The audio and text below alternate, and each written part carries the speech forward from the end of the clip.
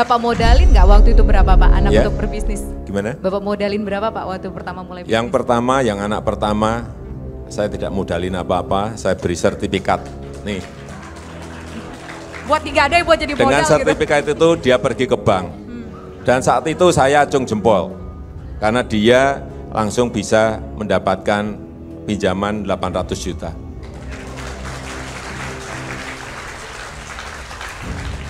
Kalau yang kedua ini benar-benar saya nggak memberi apa-apa. Sertifikat juga enggak, duit apa lagi. Tapi dia partneran dengan temennya dan jalan, ya dari situlah dia dapat membuka. Anak bungsu Presiden Jokowi, Kaisang Pangarep, diangkat jadi komisaris Rans Entertainment sejak 30 Oktober 2021. Di hadapan media saat itu, Kaisang bilang fungsinya sebagai komisaris Rans Entertainment adalah untuk mukuli Mas Raffi. Sebulan kemudian Rans dipukuli Kaisang pada November 2021. Benar, dipukuli dengan kelimpahan investasi dari grup MTech sebesar 248 miliar rupiah. Di sini hati kecil Bosman berharap bagaimana caranya bisa bergabung dengan Mas Kaisang ya. Pengen juga dipukuli dengan cuan 248 miliar rupiah. Grup MTech ini bukan grup sembarangan loh. Dekatnya grup MTech dengan Kaisang dibuktikan dengan berinvestasi di perusahaan Kaisang yang lain yaitu Mangkokku.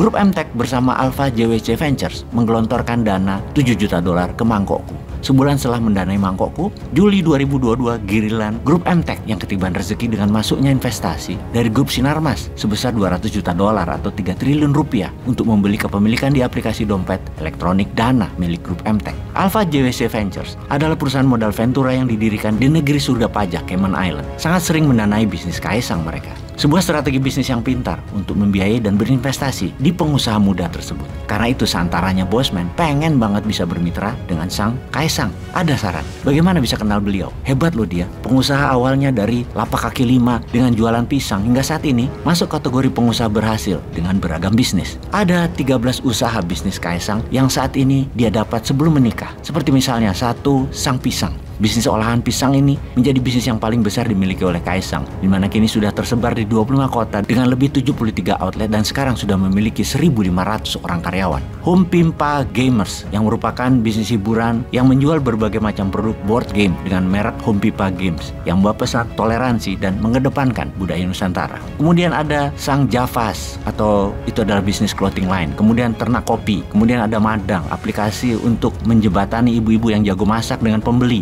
Aplikasi ini pun berhasil membantu banyak ibu rumah tangga untuk mandiri secara finansial. Kemudian ada Siap Mas yang memproduksi minuman dan makanan ringan seperti keripik dengan nama ngedrink dan kemeripik di berbagai minimarket tersedia. Ada Mangkokku, bisnis restoran bersama Chef Arnold Purnomo. Kemudian ada Cili Pari, usaha catering. Usaha ini yang didirikan lama sejak Desember 2010. Ada Markobar menjual aneka martabak. Ada Gola, startup yang menjual minuman yang menawarkan produk-produk minuman tradisional khas Indonesia seperti es doger yang dikemas lebih modern. Ada Saham Rakyat, yaitu platform komunitas saham. Ada Panca Mitra Multi Perdana TBK, udah listing ini. Lewat GK Hebat, Kaisang membeli dan menguasai 8% saham PMMP ini yang bergerak di industri pengolahan makanan beku berbasis udang. Kemudian ada ternak ikan lele. Dengan segala kesuksesan bisnis tersebut, rupanya sang Kaisang tidak mau berhenti hanya di bisnis saja. Sebentar lagi, sang Kaisang akan mengikuti langkah sang ayah, langkah sang kakak kandung, dan langkah sang kakak ipar untuk masuk dunia politik dan menjabat. Ini sebuah langkah yang luar biasa. Bayangkan, sang Kaisang adalah anak muda, sukses bisnis, akan masuk ke dunia politik. Pasti sukses. Kemungkinan diawali dengan mengisi posisi sebagai wakil wali kota Solo setelah sang kakak Mas Gibran naik menjadi gubernur Jawa Tengah di tahun 2024, di mana kemudian wakil wali kota yang saat ini menjadi wali kota Solo dan Mas Kaisang masuk sebagai wakil wali kota Solo.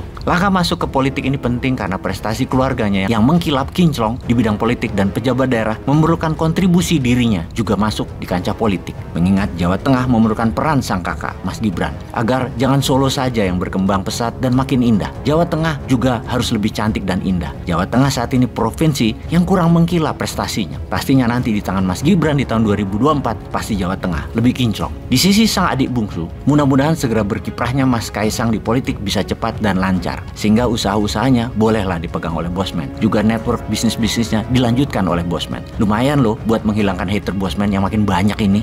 Peace.